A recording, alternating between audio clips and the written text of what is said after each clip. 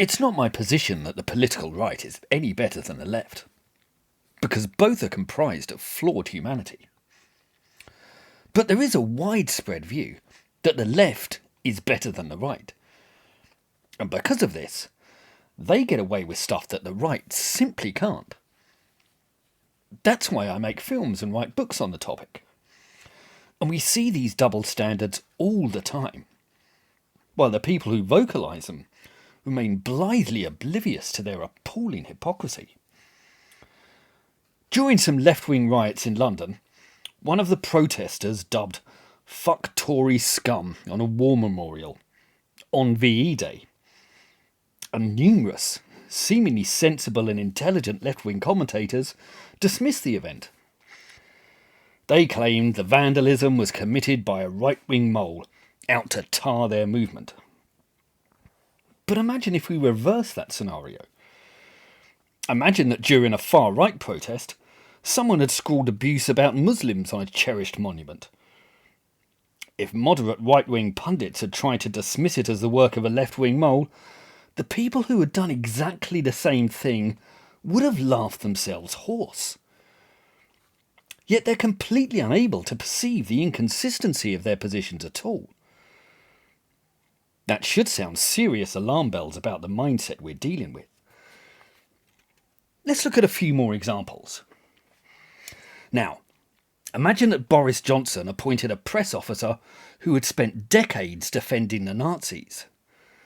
Imagine this individual had repeatedly published articles in the mainstream press urging us to forget all the unfortunate slaughters under Hitler and all the revisionism which had given the Nazis such a bad name. Imagine that he entreated us to dismiss such concerns and focus instead on the welfare provision of Nazi Germany, the old age pensions and generous benefits given to mothers, to sing the praises of the marvellous youth groups that Hitler had created, the miracles he performed with Germany's economy. Imagine him telling us to concentrate on the unity brought to that nation, the focus given to the working man over corporatism and capitalist interests.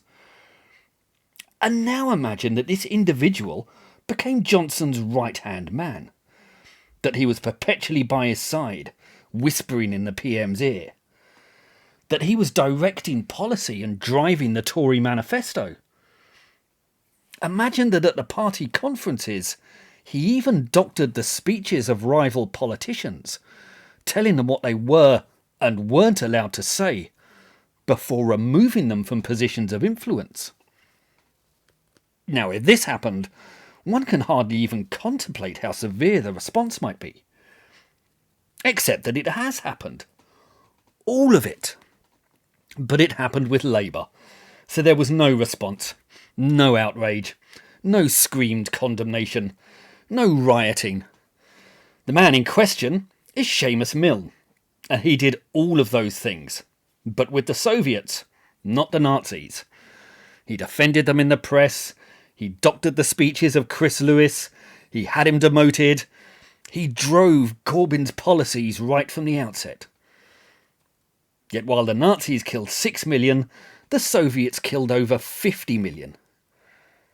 Yet the left gets away with praising them.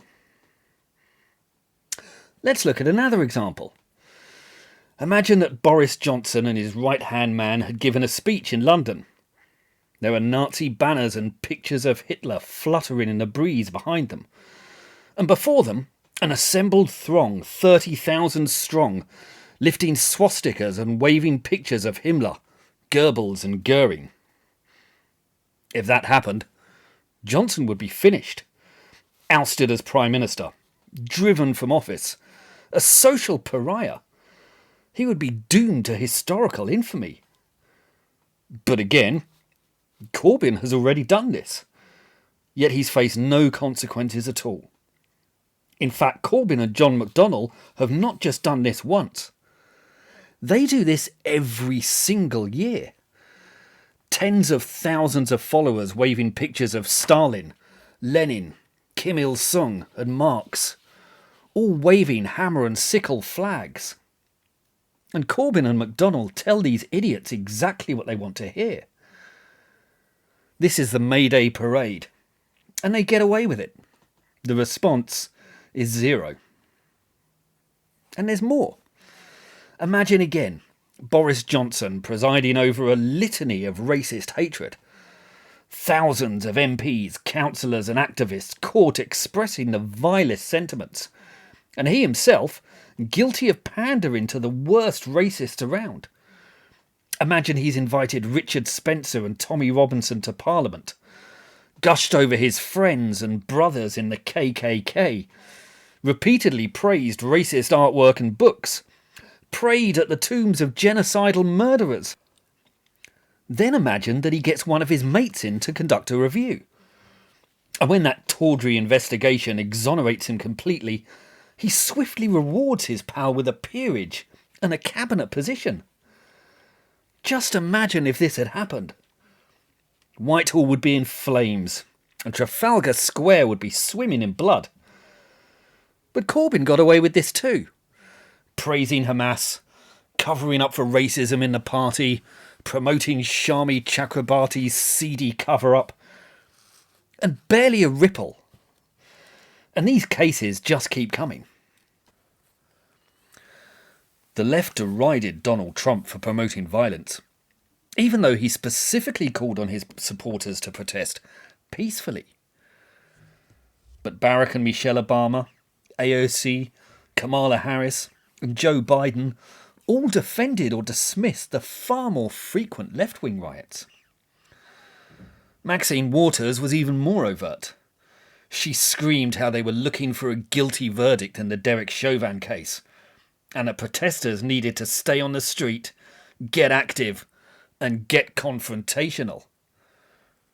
It's a sort of rhetoric Trump would never get away with.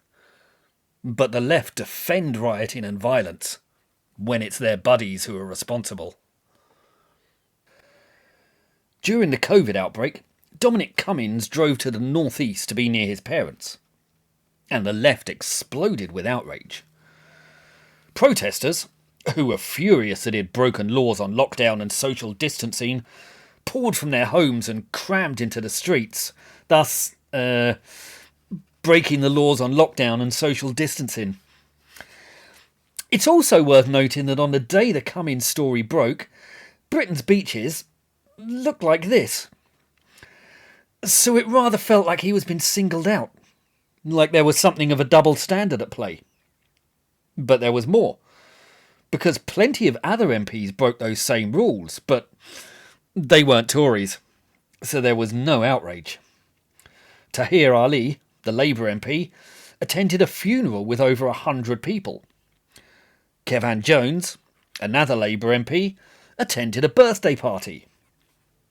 Labour's Health Minister, Vaughan Gethin, went picnicking in public areas during the early stages of lockdown, while Jeremy Corbyn broke the rules several times. When Stephen Kinnock, the Welsh Labour MP, drove from Wales to London to visit his parents, Jess Phillips, Isabel Oakeshott and Kevin Maguire all leapt to his defence. But they rounded on Cummings when he did exactly the same thing. Ian Blackford of the SNP had demanded that Cummings be sacked for driving to Durham. But it soon transpired that Blackford had driven to Scotland during lockdown. Margaret Ferrier, another Scottish MP, had also demanded that Cummings be sacked. But Cummings had been isolated in his car with his family and did not have COVID. When Ferrier tested positive for COVID, she then got on a train with many other passengers and travelled 500 miles. And just 4 days after the nation went mad over Cummings, thousands of people crammed into the streets for BLM protests. And suddenly it was all fine again, because there's one standard for Tories and an entirely different one for everyone else. This applies culturally too. Beyoncé performed a tribute to the Black Panthers at the halftime of the Super Bowl. Now, the Panthers were a thuggish group of anti-Semitic, deranged Maoists, guilty of scores of rapes and murders. They also ran drugs and thuggish protection rackets. You can't even imagine the uproar if some band had done a tribute to the BNP. And as far as I'm aware, the BNP didn't actually kill anyone. But of course, Beyoncé got gushing endorsements for how stunning and brave she was. David Starkey was similarly cancelled. But when Sophie Duker gloated about killing Whitey, she was promoted and invited back. When Boris Johnson said bunkum in the House of Commons, Labour MPs went deranged with fury. But when Angela Rayner called Chris Clarkson scum, they laughed and brushed it off as irrelevant. Yet the best example of all might be Justin Trudeau, the woke poster boy who was caught repeatedly blacking up and singing the Banana Boat song. Now, can you even imagine the furore if Boris Johnson or Donald Trump had done that? The world would have gone insane. But with Trudeau, barely a flicker.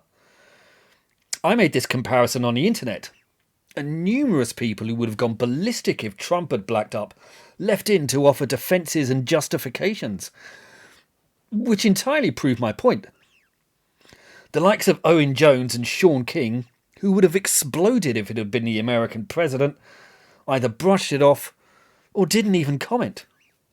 And Trudeau duly won the Canadian election just 2 weeks later. The hypocrisy and double standards were just jaw-dropping.